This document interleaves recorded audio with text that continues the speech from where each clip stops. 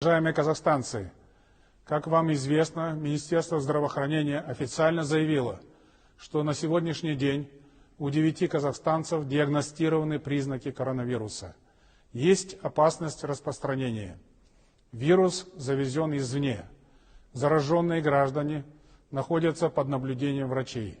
Люди, с которыми они контактировали, установлены и тоже находятся под медицинским контролем. Казахстан раньше многих стран создал специальный экспертный штаб и межведомственную комиссию на уровне правительства, принял план по противодействию распространению вируса. Объявленная Всемирной организацией здравоохранения пандемия коронавируса приобрела угрожающий масштаб. Поэтому в соответствии с казахстанским законодательством мной подписан указ о введении чрезвычайного положения на территории нашей страны. Режим чрезвычайного положения действует с 8 часов утра 16 марта 2020 года и продлится 30 суток. В случае необходимости действие режима может быть продлено. Указом предусмотрены необходимые превентивные и профилактические действия. Усиливается охрана общественного порядка. Введен запрет на проведение массовых мероприятий. Многие казахстанцы строили планы на предстоящие праздники. Кто-то хотел посетить концерты, кто-то спортивные соревнования. К сожалению, ради нашего всеобщего здоровья от этого придется воздержаться. В то же время вводится ограничение функционирования крупных объектов торговли, но продуктовые и другие магазины, где продаются товары первой необходимости, в том числе находящиеся внутри торгово-развлекательных центров, конечно, продолжат работу. Режим функционирования рынков определит Государственная комиссия на основе предложений местных исполнительных органов.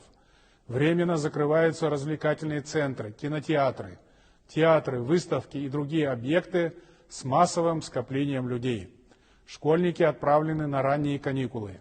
Студенты вузов и колледжей переводятся на онлайн-обучение. Это внесет коррективы в учебный процесс, но здоровье детей – это наш приоритет. Гражданам надлежит отказаться от проведения массовых собраний, связанных с семейными и памятными торжествами. Вводятся ограничения на въезд и выезд с территории Республики Казахстан. Прошу отнестись к этому с пониманием. Но вышеуказанные меры не распространяются на грузовые перевозки. В пунктах пропуска на госгранице, на вокзалах и в аэропортах усилен санитарно-эпидемиологический режим. По моему поручению из резерва правительства выделены средства для приобретения лекарственных средств, тест-систем лабораторного оборудования. В больницах страны имеется достаточный коечный фонд. Хочу особенно отметить, что государственными органами разработаны планы по организации санитарно-профилактических и противоэпидемических мероприятий. Призываю граждан Казахстана оказывать необходимое содействие уполномоченным службам. Всем нам в данной ситуации нужно проявить ответственность и дисциплину. При первых признаках недомогания необходимо незамедлительно обращаться в медицинские службы по месту проживания. Уклонение от прохождения медицинского обследования и нарушение карантинного режима будут наказываться. При этом нужно помнить о простых способах заботы о себе и о своих близких. Регулярно мыть руки, соблюдать санитарную гигиену, стараться избегать мест массового скопления людей. В эти дни большая нагрузка ложится на работников системы здравоохранения. Многое зависит от их профессионализма и человеческого участия. Этот непростой этап в жизни страны наши медики должны пройти с честью и сделать все необходимое для сохранения здоровья казахстанцев. Дорогие соотечественники, мы стали свидетелями крайне отрицательного влияния коронавируса на глобальную экономику. По сути дела, речь идет о переформатировании всей мировой экономической системы. Казахстан ощущает на себе последствия этого колоссального кризиса. Но несмотря на экономические катаклизмы, мы примем все необходимые меры, чтобы не допустить роста социальной напряженности, безработицы. Благодаря дальновидной политике Елбасы Нурсултана Абишевича Назарбаева международные резервы нашей страны достигли около 90 миллиардов долларов. Это серьезная гарантия сохранения стабильности нашей экономики и выполнения социальных обязательств государства. Мы переориентируем бюджетные расходы на те направления, которые дадут максимальный эффект для обеспечения занятости и бизнеса. На поддержание отечественных предпринимателей и создание новых рабочих мест будет выделено не менее 300 миллиардов тенге. Нельзя допустить снижения уровня кредитования бизнеса. Для наполнения внутреннего рынка и стимулирования производства будет увеличено финансирование программы «Экономика простых вещей». На волне ажиотажа спекулятивное завышение цен недопустимо.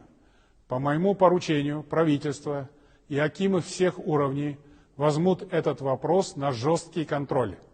Я также подписал указ о мерах по обеспечению стабильности функционирования государства. Этот документ позволит повысить эффективность государственных органов, укрепить вертикаль власти и оперативно принимать все необходимые решения в условиях кризиса, в том числе в налоговой сфере, если это понадобится.